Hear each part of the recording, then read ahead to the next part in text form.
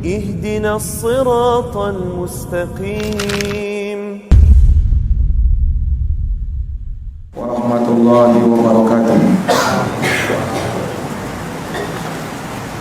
الحمد لله رب العالمين والعاقبة للمتقين ولا عدوان إلا على الظالمين.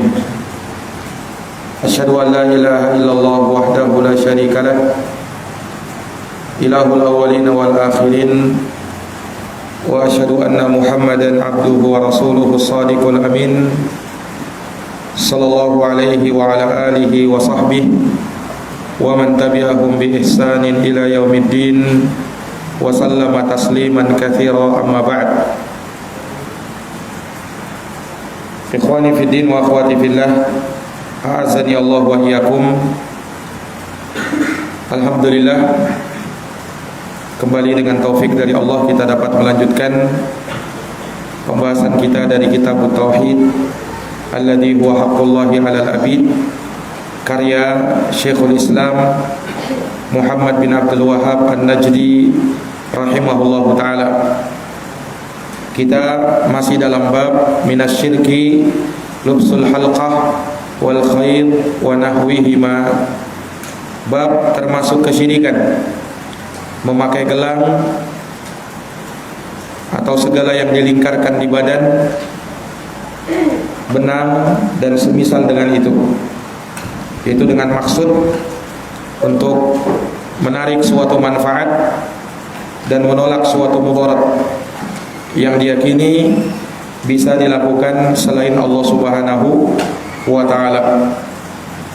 Telah kita bacakan ayat pertama yang disinggung oleh penulis di dalam bab ini, yaitu firman Allah Ta'ala, wala in sa'altahum man khalaqas samawati wal ard la yaqulunna Allah. Jikalau engkau bertanya kepada mereka, orang-orang musyrikin, siapa pencipta langit dan bumi, niscaya mereka menjawab Allah. Qul afara'aitum ma tad'una min dunillah. Katakanlah, kalau begitu terangkan kepadaku tentang Tuhan-Tuhan yang kalian seru selain Allah, yakni kabarkan kepadaku tentang sekutu-sekutu tersebut, sesembahan-sesembahan selain Allah tersebut.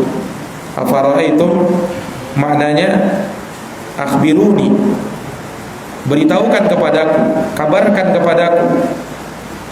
Ini sama dengan firman Allah Subhanahu wa taala dalam Al-Qur'an surat Al-Ma'un ayat yang pertama, ara'aital ladzi yukadzibu bid-din. Ara'aita ay akhbirni, kabarkan kepadaku, beritakan kepadaku tentang keadaan orang-orang yang mendustakan hari kebangkitan. Nah, sama dengan ayat qul afara'aitum, katakan wahai Muhammad, kabarkan kepadaku, beritakan kepadaku tentang sesembahan-sesembahan selain Allah Subhanahu wa taala tersebut. Kalian seru, kalian beribadah kepadanya, kalian berdoa kepadanya. In aradani Allahu bidurrin hal hunna kasifatu durri. Kabarkan kepadaku apakah jikalau Allah menghendaki kepadaku suatu kemudaratan, apakah mereka sesembahan-sesembahan selain Allah itu dapat menyingkap kemudaratan tersebut? Aw aradani birahmatin hal hunna mumsikatu rahmati. Atau Allah menghendaki kepadaku suatu rahmat kebaikan, apakah sesembahan-sesembahan itu dapat menahan rahmat tersebut? Ini pertanyaan maknanya pengingkaran. Mereka tidak akan mampu menyingkap suatu mudarat atau mendatangkan suatu manfaat, dan mereka tidak bisa dan tidak kuasa untuk bisa menahan dan menolak baik itu manfaat maupun mudarat. Karena yang bisa seperti itu hanya Allah. Qul hasbiyallah, katakanlah cukuplah bagiku Allah, alaihi yatawakkalul mutawakkilun, kepadanya lah bertawakal semua orang-orang yang bertawakal. Iya, ayat ini memberikan faedah kepada kita. Qul hasbiyallah, katakanlah cukup bagiku Allah Subhanahu wa taala, yakni hanya Allah yang memberikan kecukupan kepadaku, tidak yang lainnya. Karena yang hanya bisa memberikan kecukupan adalah Allah Subhanahu wa taala. Manusia hanya bisa berusaha, manusia hanya bisa menjadi sebab, tetapi pemberi yang sebenarnya adalah Allah Subhanahu wa taala. Qul hasbiyallah, katakanlah cukuplah bagiku Allah, alaihi yatawakkalul mutawakkilun, hanya kepadanya bertawakal orang-orang yang bertawakal. Di sini memberikan faedah kepada kita ifadatul hasr, yakni pembatasan. Tawakal itu hanya kepada Allah Subhanahu wa taala. Ini tawakal yang benar itu hanya kepada Allah, tidak boleh kepada selain Allah Subhanahu wa taala. Sebab tawakal adalah ibadah. Maka kalau dia ibadah tidak boleh dipalingkan kepada selain Allah. Makanya Allah Subhanahu wa taala berfirman, "Wa may yatawakkal 'alallahi fahuwa hasbuh." Barang siapa yang bertawakal kepada Allah, maka Allah akan memberikan kecukupan kepada dirinya. Allah akan memberikan kecukupan kepada dirinya. Yang namanya tawakal, ketika kita bersandar penuh kepada Allah Subhanahu wa taala, menyerahkan segala urusan kepada Allah, kemudian sembari mengambil sebab-sebab yang diperbolehkan secara syariat. Kemudian ketika dia berhasil mendapatkan hal tersebut, apa yang dia inginkan, apa yang ingin dia raih, maka dia meyakini bahwa semua itu dapat dia raih dengan sebab atau dengan pertolongan dari Allah Subhanahu wa taala dan pemberian dari Allah Subhanahu wa taala. Nah, maka ini semakin menambah keyakinan kita bahwa an-nafi' wad-dhar, yang hanya bisa memberikan manfaat atau menolak mudarat hanya Allah Subhanahu wa taala, tidak ada yang lainnya. Hanya Allah Subhanahu wa taala, tidak ada yang lainnya. Dan ayat ini menjadi dalil bahwasanya tidak boleh menjadikan suatu sebab yang bukan sebab di dalam meraih suatu manfaat atau menolak suatu mudarat. Nah, ya sama keyakinan sebagian orang tentang jimat-jimat.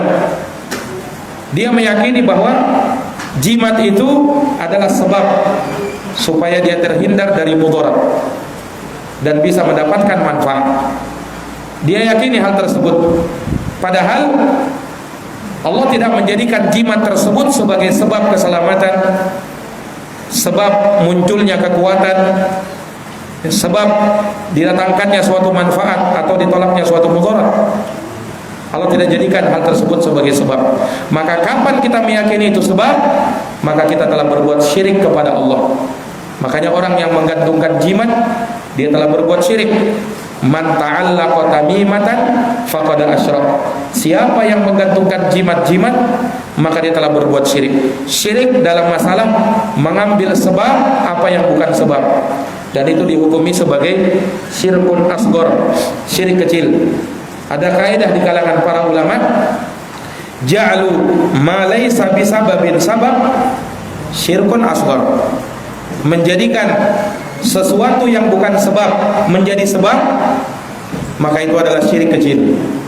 Menjadikan sesuatu yang bukan sebab sebagai sebab, maka itu adalah syirik kecil. Itu faedahnya. Iya. Dan telah kita terangkan perkara ini di pertemuan sebelumnya.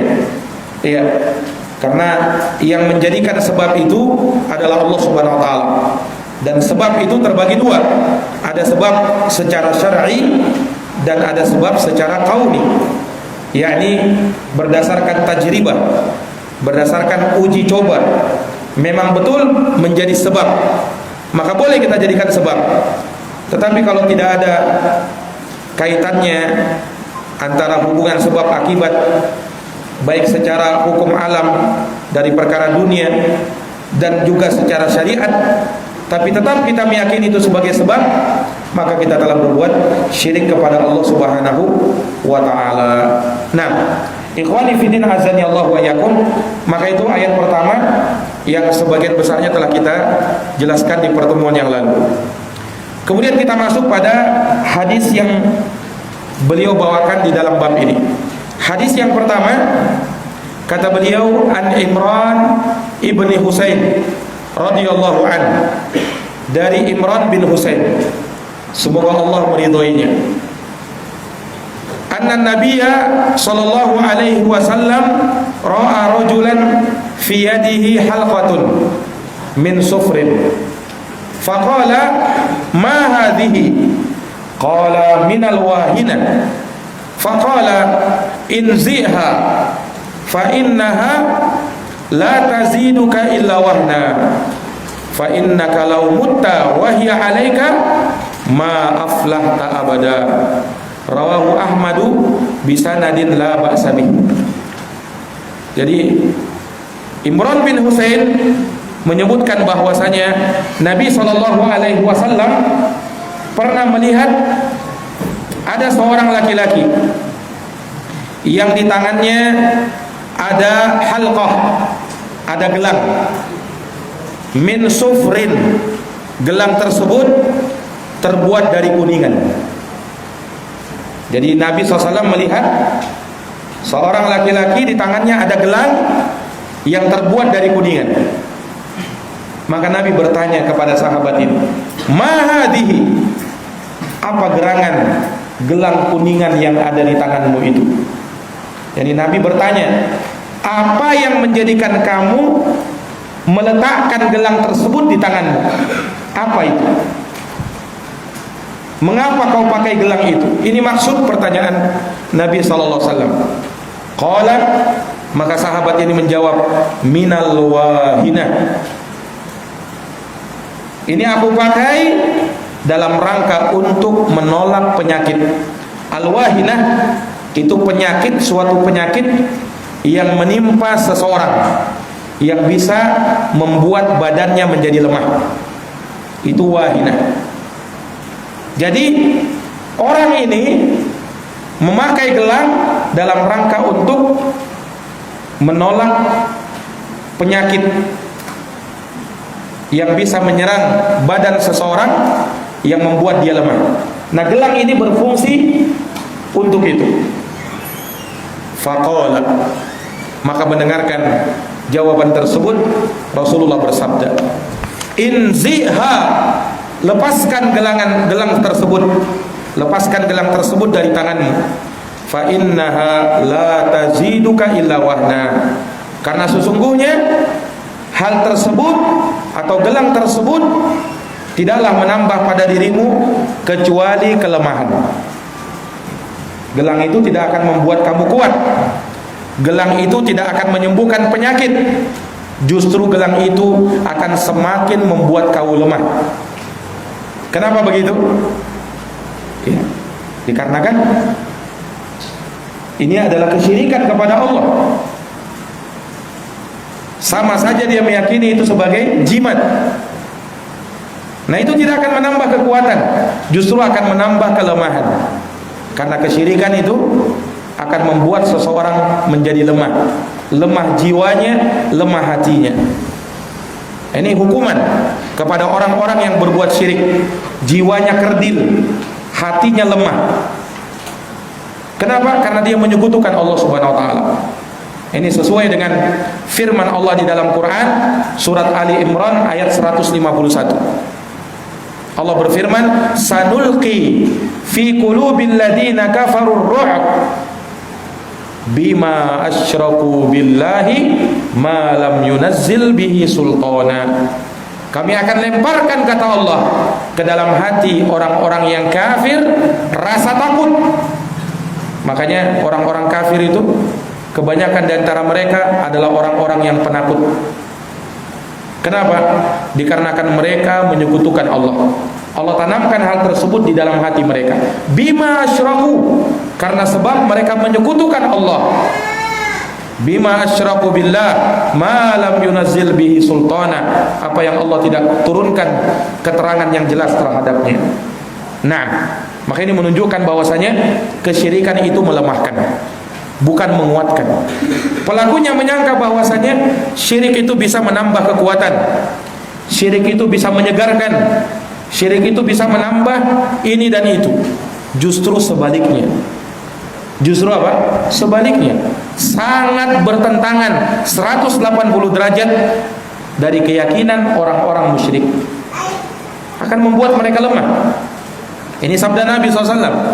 Fa innaka law mutta wa hiya 'alaika ma aflahta abada. Kemudian Nabi SAW menyebutkan lagi, fa innaka, maka sesungguhnya engkau, apabila engkau mati, meninggal, wa hiya 'alaika, dan gelang itu masih ada di tanganmu, ma aflahta abada, kamu tidak akan beruntung selama-lamanya. Kamu tidak akan beruntung selama-lamanya. Ini para jamaah yang dirahmati dan dimuliakan oleh Allah Subhanahu wa taala. Iya, hadis ini kata Syekh rahimahullah taala, rawahu Ahmad bi sanadin la ba'sa bih. Riwayat Imam Ahmad dengan sanad yang tidak mengapa. Iya, jadi hadis ini selain diriwayatkan oleh Imam Ahmad, juga diriwayatkan oleh Imam Ibnu Majah. Disebutkan dalam Az-Zawaid isnaduhu hasan, sanadnya hasan. Juga diriwayatkan oleh Imam Ibnu Hibban dengan lafaz yang sedikit berbeda, innaka in mutta atau in tamut wa hiya 'alaika wukilta ilaiha. Sesungguhnya engkau apabila engkau meninggal dan gelang itu masih ada di tanganmu, maka engkau akan diwakilkan kepada gelang tersebut. Naam. Dan juga diriwayatkan oleh Imamul Hakim dan hadisnya disahihkan serta disepakati oleh Imam Az-Zahabi. Hadis ini memang ada perselisihan di kalangan para ulama. Sebagian para muhaddisin melemahkan hadis ini. Namun banyak dari para ulama menyebutkan bahwa hadis ini punya riwayat-riwayat yang sangat banyak, ya, yang bisa menguatkan akan kevalidan hadis ini. Sehingga sebagian ulama menghasankan hadis yang mulia ini. Nah, ala kulli hal maknanya sahih, maknanya benar, sesuai dengan apa yang disebut di sini. Nah, ikhwani fi din azani Allah wa iyyakum, di dalam hadis tidak disebut siapa laki-laki yang memakai gelang kuningan ini. Siapa namanya? Dan disebutkan siapa namanya. Iya, ada yang menyebutkan dalam sebagian riwayat bahwa yang memakai gelang ini adalah Imran bin Husain itu sendiri. Beliau sendiri yang memakai dan beliau yang meriwayatkan kisah ini. Nah, beliau yang meriwayatkan kisah ini. Iya, bahwasanya beliau pernah memakai gelang seperti itu. Ya, kalau istilahnya kita sekarang ya, gelang untuk tolak bala, untuk nolak bala, nolak penyakit, nolak ini dan itu. Dan gelang itu terbuat dari kuningan. Nah, perlu diketahui bahwa ini dari unsur keyakinan. Bukan artinya kalau ada orang yang pakai gelang kuningan kemudian langsung kita hukumi seperti itu, tidak. Tetapi karena dasar keyakinan. Sebab kalau dasarnya keyakinan, ya gelangnya apa saja, entah terbuat dari kuningan, terbuat dari besi, terbuat dari akar bahar. Ada juga orang pakai akar bahar. Terbuat dari kayu, terbuat dari apa saja, ya. Terbuat dari apa namanya, cangkang penyu. Ada juga orang pakai itu, cangkang kura-kura, atau apa saja. Kapan itu diyakini bisa menolak bala, maka masuk di dalam hadis ini. Nah, kebetulan memang yang dipakai ketika itu gelang terbuat dari kuningan, tapi bukan maksudnya kalau ada orang pakai gelang kuningan pasti langsung hukumnya seperti ini, tidak. Ini terkait dengan keyakinannya. Kalau ada orang yang pakai gelang kuningan, ya sebagai perhiasan saja bagi wanita misalnya, tidak ada maksud-maksud yang lain, maka hal tersebut tidak mengapa. Tetapi kalau diyakini ini bisa membuat kebal, ini bisa menolak bahaya, ini bisa menolak penyakit, bisa menolak ini dan itu, ini yang bermasalah. Iya, itu yang dilarang oleh Nabi Shallallahu Alaihi Wasallam. Ini para hadirin yang dirahmati dan dimuliakan oleh Allah. Dan juga hadis ini tidak hanya terbatas pada orang yang pakai gelang. Walaupun dalam hadis disebutkan contohnya orang yang pakai gelang, tetapi bukan hanya yang pakai gelang saja yang dihukumi dia telah berbuat syirik kepada Allah. Tapi apa saja yang dia taruh, entah itu di jarinya dijadikan sebagai cincin, atau dikalungkan di lehernya, atau diikatkan di pinggangnya, atau di kakinya, atau di pahanya, atau di lehernya, atau di mana saja, atau dia selipkan di sakunya, dia selipkan di songkoknya, ya, maka ini masuk di dalam hadis ini. Jadi ini hanya sekedar contoh yang memang ada ketika itu dan dilihat oleh Nabi. Nah, ya, sebab kalau tidak, pada hari ini orang memakai jimat-jimat bukan hanya yang dipakai di gelang, ada yang di cincin, ada yang di kalung, ada yang disimpan, ada yang diikat di pinggang, dan banyak lagi. Ya, cara-cara mereka memakai jimat-jimat tersebut. Nah, ini para hadirin yang dirahmati dan dimuliakan oleh Allah Subhanahu Wa Taala. Nah, telah kita sebutkan bahwasanya memakai gelang tanpa ada maksud bahwasanya hal tersebut untuk menolak mudarat atau mendatangkan manfaat, sekedar pakai gelang saja, apa hukumnya? Kalau bagi perempuan, maka hal tersebut diperbolehkan karena itu sebagai perhiasan untuk mereka. Pertanyaannya, apa hukum pakai gelang bagi laki-laki? Nah, inilah yang pernah ditanyakan kepada para ulama kita. Di antaranya pernah ditanyakan kepada Syekh Shalih Al-Fauzan hafizahullahu taala. Beliau pernah ditanya, intasyara bainat tullab al-madaris lubsul asawir fil yadi minal khuyut ma ra'yukum fiha. Syekh Shalih Fauzan pernah ditanya, tersebar di kalangan para penuntut ilmu di sekolah-sekolah, yakni sebagian mereka memakai gelang-gelang di tangan mereka, ya, yang ada dari benang atau semisal itu. Bagaimana pendapatmu ya Syekh terhadap hal tersebut? Maka Syekh Shalih Fauzan menjawab, fa'ajaba hafizahullahu ta'ala, haramun hadza.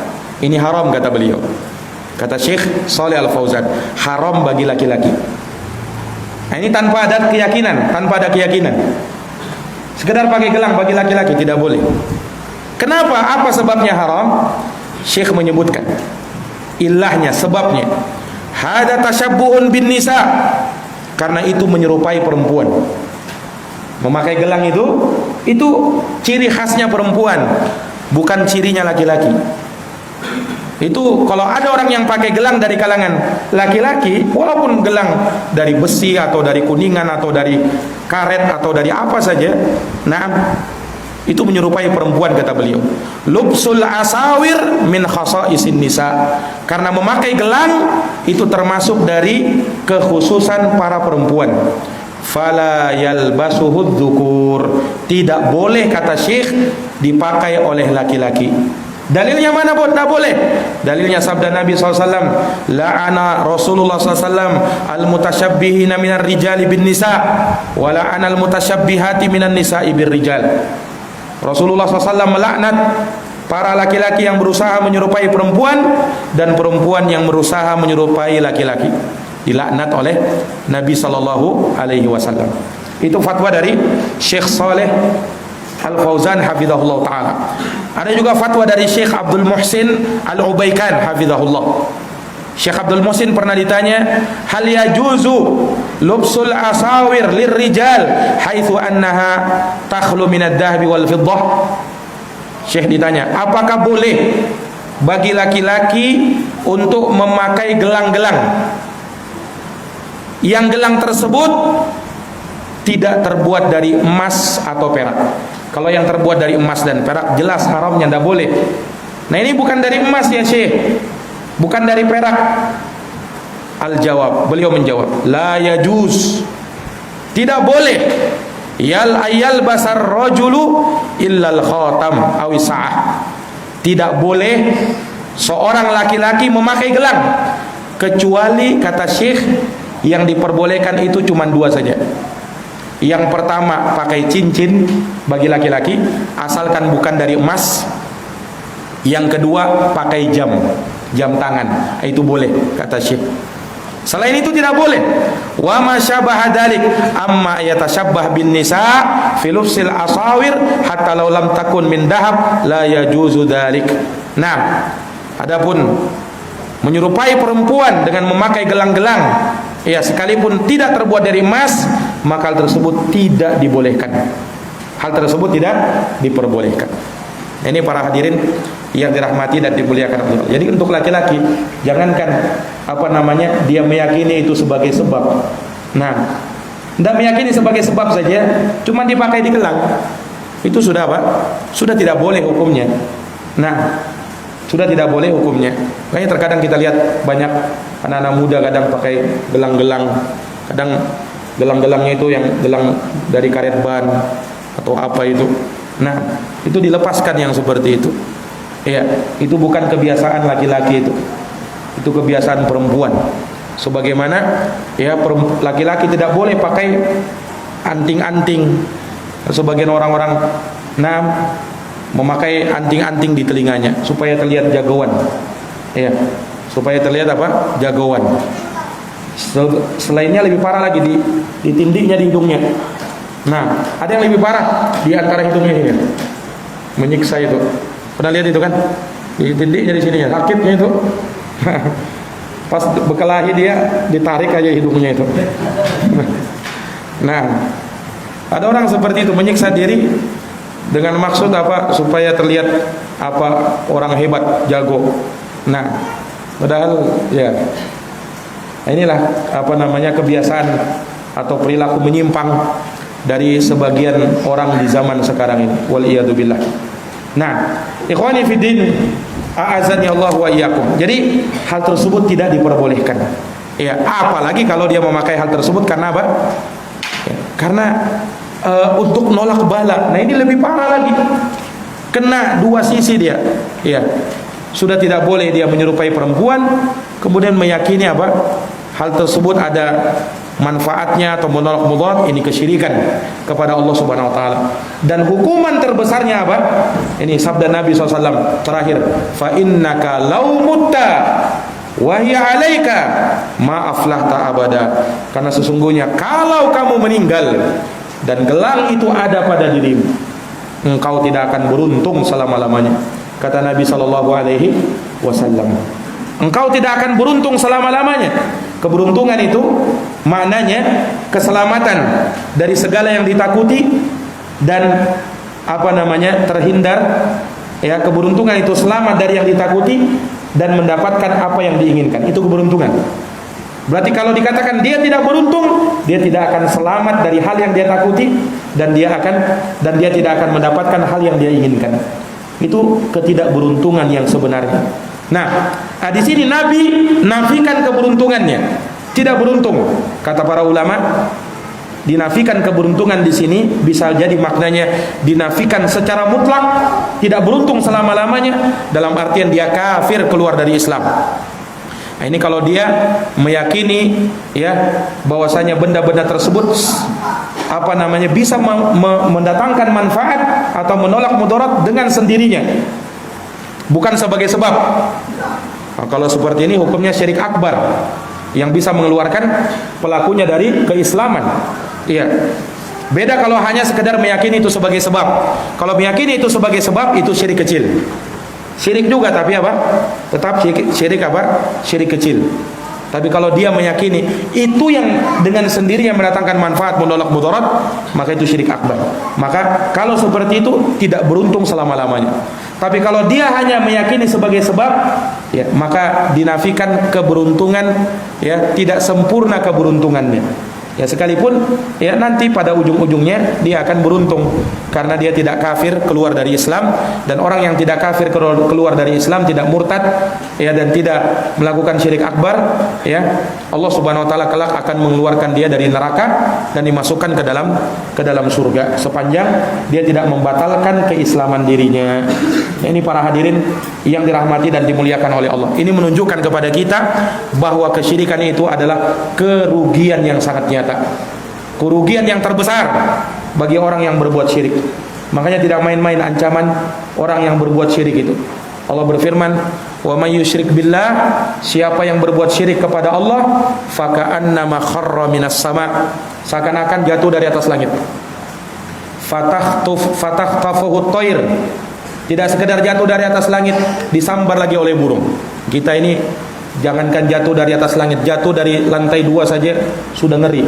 Jatuh dari lantai 3 saja sudah ngeri. Apalagi jatuh dari atas langit tinggi. Nah, ini tidak sekedar jatuh, dia jatuh, ya, disambar lagi sama burung. Cukup sampai di situ? Ternyata tidak. Jadi setelah jatuh ada burung sambar, lalu dihempaskan lagi oleh angin ke tempat yang sangat jauh. 3 kali berturut-turut kebinasaan menimpa dirinya. Jatuh dari atas langit, disambar sama burung, dihempaskan oleh angin ke tempat yang jauh. Kira-kira kalau ada orang seperti itu, kira-kira bagaimana nasibnya? Bagaimana nasibnya orang itu?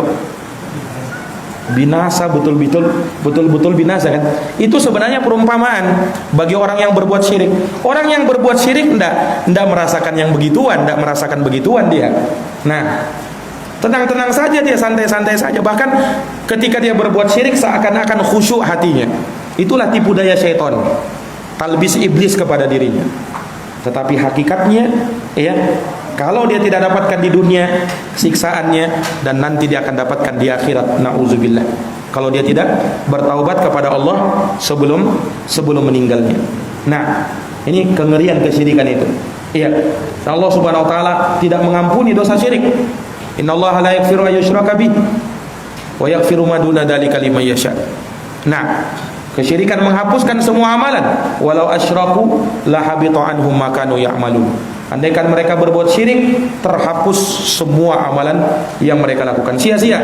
Wa qadimna ila ma amilu min amal faja'alnahu haba'an mansura. Kami hadapi amalan yang mereka kerjakan, lalu kami jadikan amalan tersebut bagai debu yang berterbangan, tidak ada manfaatnya sama sekali. Waliyadu billah. Ini para hadirin yang dirahmati dan dimuliakan oleh Allah Subhanahu wa taala. Nah, dari hadis Imran bin Husain ini ada beberapa fawaid. Ada beberapa faidah yang bisa kita petik. Yang pertama, bahwasanya di dalam hadis ini terdapat faidah bahwa orang kalau ingin merubah kemungkaran, ya, sebelum dia merubah kemungkaran, maka dia mesti mencari keterangan yang jelas terkait hal tersebut. Maksudnya apa? Sebelum dia merubah kemungkaran, dia harus tahu memang itu betul-betul mungkar, dan dia tahu kondisi dan keadaan orang tersebut. Perhatikan Nabi SAW. Sahabat ini kan pakai gelang, kan? Nabi tidak langsung mengatakan kalau kamu mati kamu tidak beruntung. Nabi tidak langsung seperti itu. Tapi Nabi apa dulu? Tanya dulu Nabi, ya kan? Mahadihi, apa ini? Ini pelajaran kepada kita. Kalau kita melihat suatu kemungkaran, jangan langsung dihukumi. Ya. Ketika masih ada kemungkinan, ya, hal-hal yang lain. Jangan langsung memvonis. Nah, ya, kenapa? Karena bisa jadi vonis kita salah. Iya. Bisa jadi vonis kita salah dan kita sudah menuduh orang lain berbuat kemungkaran padahal tidak. Inilah pentingnya apa? Bertanya dulu sebelum menghukum. Nah, ada seorang misalnya seorang ikhwah dia bonceng seorang perempuan di belakangnya.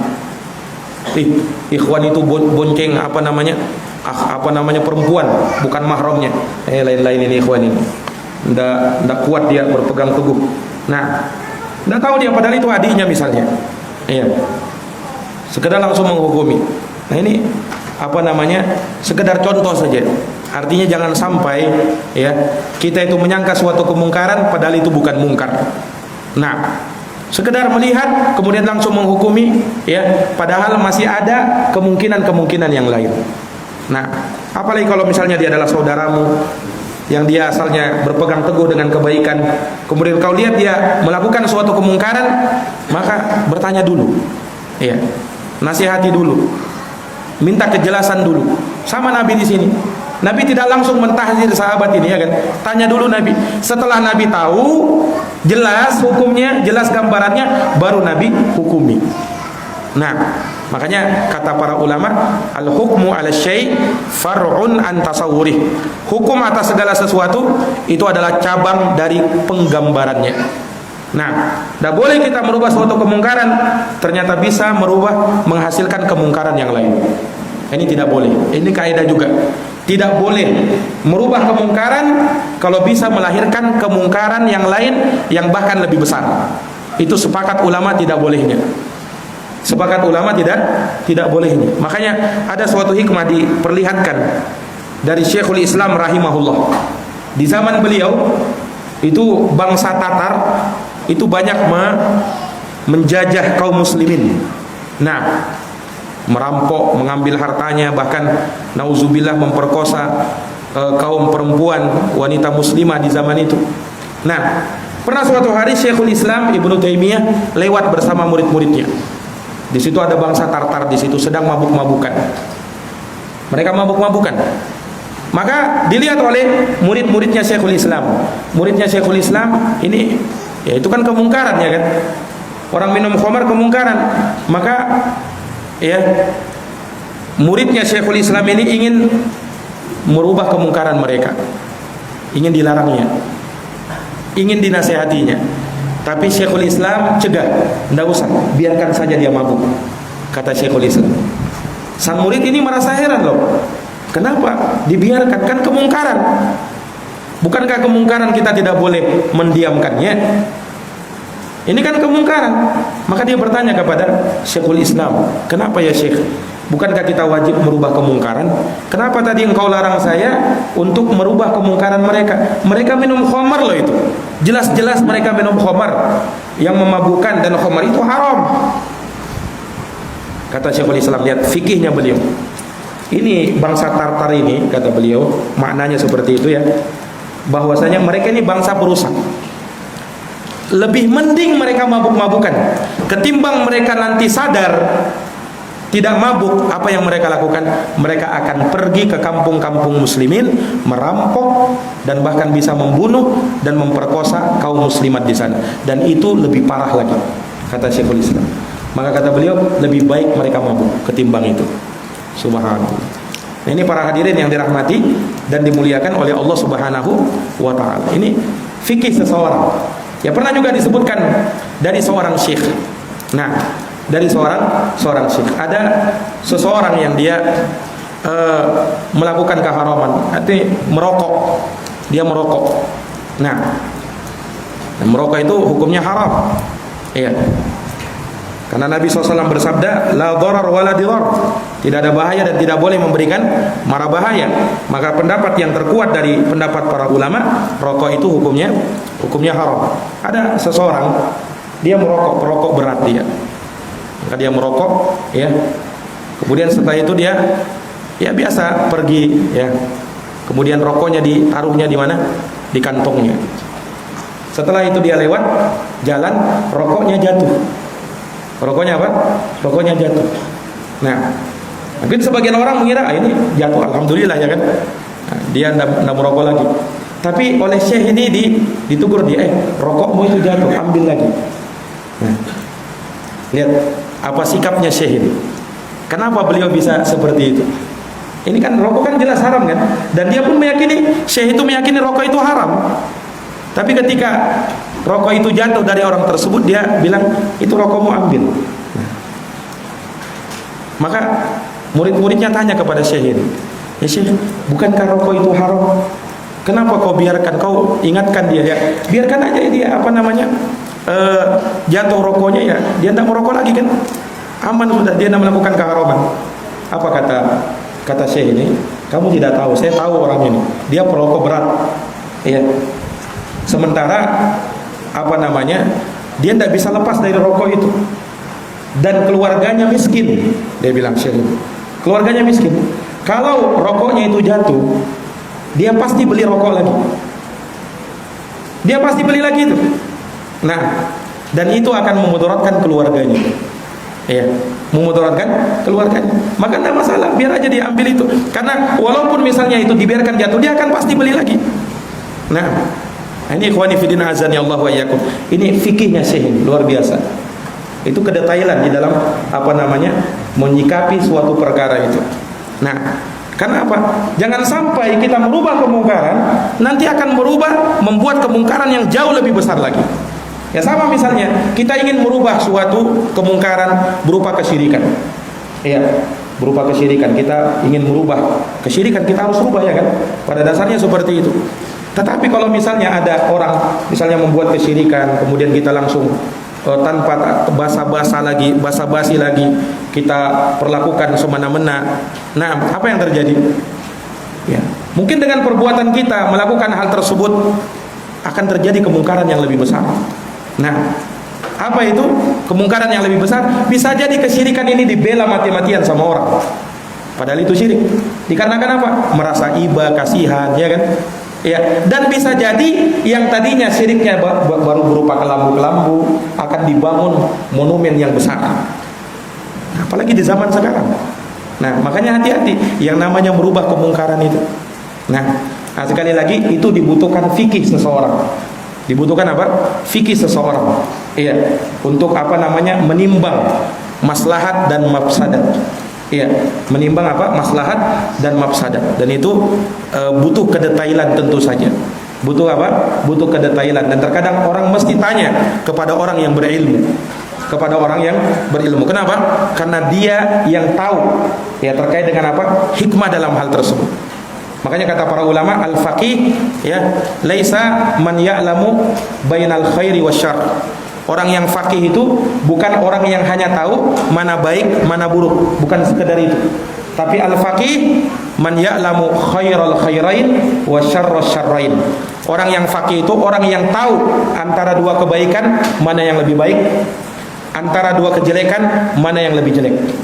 Itu orang yang faqih, baru itu faqih namanya. Kalau kita sekedar tahu ini baik, ini buruk, itu biasa itu. Orang awam pun kadang banyak tahu. Tapi antara dua baik, mana yang lebih baik? Antara dua jelek, mana yang lebih jelek? Sehingga dari situ dia bisa pertimbangkan. Ini butuh kedetailan pemahaman. Dan disitulah dibutuhkan Dibutuhkan hikmah. Dibutuhkan hikmah. Nah, dan ini terkadang ada di dalam dakwah kita juga, ya. Di dalam sikap-sikap kita di dalam kepada masyarakat, di dalam dakwah, itu juga hal-hal yang kita mesti pertimbangkan. Iya, makanya para ulama menyebutkan tidak boleh kita menerapkan suatu sunnah dalam keadaan masyarakat di situ belum tahu itu sunnah, kemudian kita bersikeras untuk melakukannya sehingga terjadi fitnah yang besar. Jangan sampai hal tersebut terjadi. Ya, akhirnya orang sudah beranggapan miring kepada dakwah kita. Orang kalau melihat kita saja terkadang sudah antipati. Apalagi kalau melihat sikap-sikap kaku sebagian dari kita. Nah, ini ikhwani fillah azani Allahu wa iyyakum. Makanya terkadang dalam perkara-perkara apalagi di zaman kita sekarang ini itu butuh kehati-hatian, ya, di dalam sesuatu. Terkadang ada hal-hal yang mungkin pada dasarnya itu tidak sepantasnya, tetapi dalam rangka untuk menjaga dakwah ini, dalam rangka untuk menjaga dakwah ini, dia hendaknya banyak berkorban dalam hal tersebut. Nah, jangan sampai dakwah kita dituduh kaku, keras, atau ini dan itu, jangan sampai itu.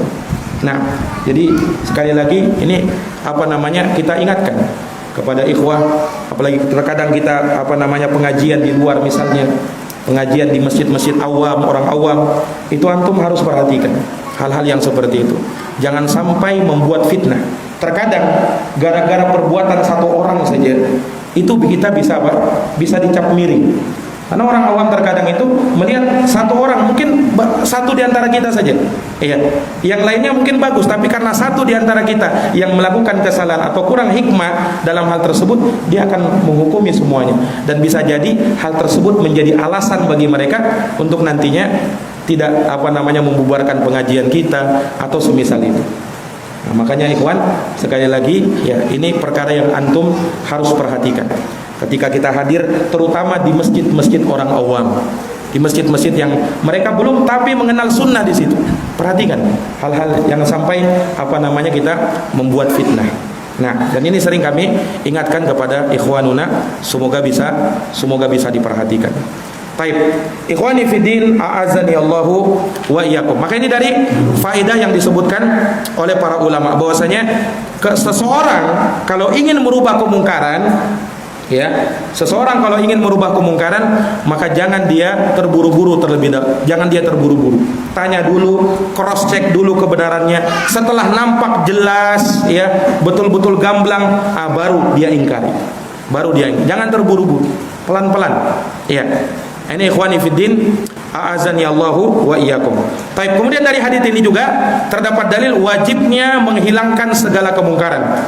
Nah, di sini Nabi SAW ketika melihat orang tersebut memakai gelang, jelas bagi beliau itu kemungkaran. Apa kata Nabi? Inziha, lepaskan dia, kata Nabi. Lepaskan dia itu. Menunjukkan apa? Yang namanya kemungkaran mesti apa? Mesti dihilangkan. Ya. Bagaimana cara menghilangkannya? Lepaskan. Ya, terkadang kemungkaran itu mesti dihilangkan dengan cara dilenyapkan dari dunia ini, dibakar atau ditanam di kubur, ditanam di tanah dan semisal itu. Nah, supaya tidak ada lagi asarnya, asarnya, bekas-bekasnya. Nah, ini ikhwani fiddin, a'azani Allahu wa iyyakum. Kalau misalnya ada jelas-jelas itu jimat, kemudian dia tidak musnahkan, ini berbahaya bagi akidah dia. Maksudnya apa? Jangan sampai syaitan memperdaya dia. Ya, itu kalau jelas-jelas jimat. Sikap kita apa? Sikap kita musnahkan itu jimat. Jangan kau simpan lagi. Jangan kau simpan lagi. Kalau memang jelas-jelas itu sebagai jimat, ya. Bisa jadi itu dimasuki oleh syaitan atau ada jinnya, ada penunggunya di situ. Nah, dan itu bisa memudaratkan dirimu dan keluargamu atau apa yang ada di dalam rumahmu. Nah, ini ikhwani fiddin, azani Allah wa iyyakum. Terkadang ada orang yang dilarang, ini jimat, ini sudah jelas-jelas jimat, dia simpan lagi di rumah. Betul dia tidak pakai, tapi dia masih simpan, sayang katanya. Nah, kalau dijual lumayan juga ini.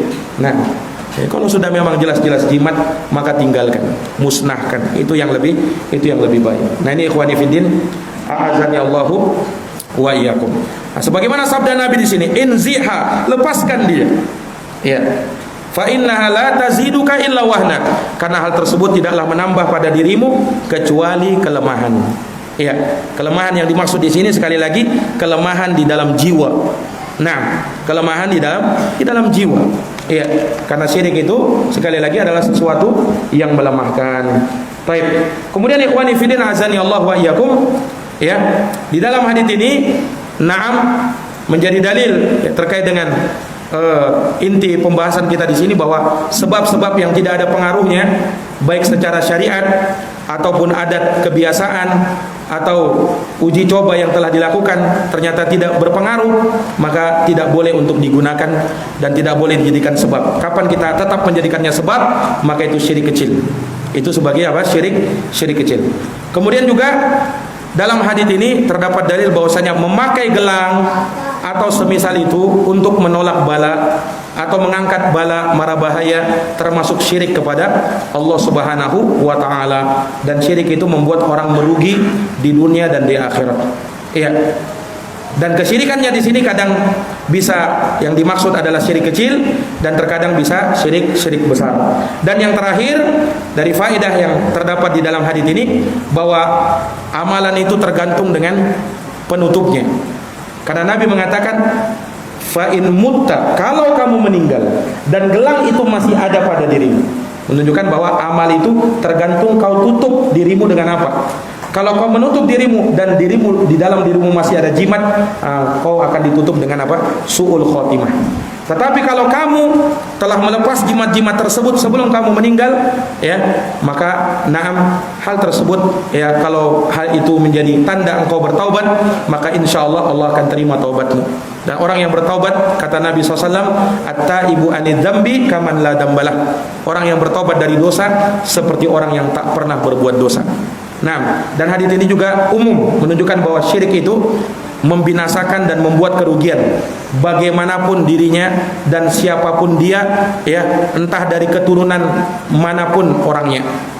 Kalau dia berbuat syirik tidak peduli, entah dia keturunan Nabi, entah dia termasuk dari keturunan zuriatnya Nabi, tapi kalau berbuat syirik tidak akan berguna nasabnya tersebut. Ya, tidak akan berguna nasabnya tersebut. Karena Nabi tidak memperkecualikan, ya, kalau dia adalah keturunanku tidak masalah berbuat syirik. Tidak. Berbuat syirik itu umum. Siapapun dia, pelakunya siapa. Sehingga jangan berkata, oh ini tidak mungkin berbuat syirik. Kenapa? Dia ini keturunan Nabi nih, zuriatnya Nabi nih. Ya belum tentu. Nah, belum tentu. Kenapa? Karena ada juga dari keluarga Nabi yang jatuh dalam kesyirikan. Lihat pamannya Nabi, Abu Lahab, pamannya Nabi itu, tapi berbuat kesyirikan kepada Allah Subhanahu wa taala dan mati di atas kesyirikan. Bahkan disebutkan ayatnya dalam surat Al-Lahab, tahdir kepada Abu Lahab, kepastian bahwa dia pasti masuk neraka. Nah, itu keluarganya Nabi. Nah, jadi tidak menutup kemungkinan, ya, sehingga seorang jangan tertipu dengan nasab dan keturunan. Memang kalau seseorang itu dia berasal dari zuriatnya Nabi dan dia berada di atas kebaikan, berada di atas Islam yang benar, maka dia dimuliakan lebih dari sekedar orang Islam tapi bukan zuriatnya Nabi. Kenapa? Dia punya keutamaan dari sisi nasab. Kita harus muliakan dia. Nah, tetapi kalau zuriatnya Nabi sementara dia rajin berbuat syirik, nauzubillah, maka yang seperti itu tidak ada kemuliaan bagi dirinya. Dan Nabi bersabda, man batta'a bihi amalu lam yusri bihi nasabuh. Barang siapa yang lambat beramal, maka nasabnya tidak akan mengangkat derajatnya. Itu lambat beramal saya begitu, apalagi sampai berbuat kesyirikan kepada Allah. Nauzubillahi min zalik. Ikhwani fiddin, a'azani Allah wa iyyakum. Mungkin ini yang bisa kita paparkan pada pertemuan malam hari ini. Semoga bermanfaat. Subhanakallahumma wa bihamdik, asyhadu an la ilaha illa anta, astaghfiruka wa atubu ilaik. Walhamdulillahirabbil alamin. Wassalamualaikum warahmatullahi wabarakatuh.